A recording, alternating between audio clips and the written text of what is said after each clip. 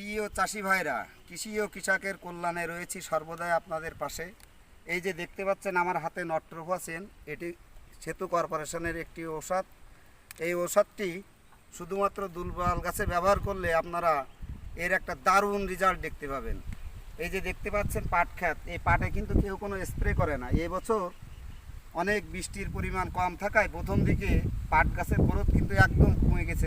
পাট গাছ প্রায় মরণাপন্ন হয়ে গেছে। এই মরণাপন্ন গাছ ফিরিয়ে আনতে গেলে, তরতাজা হতে গেলে নট্রোফস এর বিকল্প কিছু নাই। নট্রোফস ব্যবহার করবেন, আপনার মরা গাছ, শাক সবজি আবার দেখবেন নতুন করে যেন তাদের দেহে প্রাণ ফিরে পেয়েছে, এরকমই মনে হবে। এই যে আজকে আপনারা দেখতে পাচ্ছেন যে ভিডিওটি, আবার এক সপ্তাহ পরে আপনাদেরকে এই পাট গাছে এই ঔষধ স্প্রে পরে আরেকটি নতুন করে ভিডিও দেওয়া হবে যে পাট গাছের গ্রোথ কেমন হলো।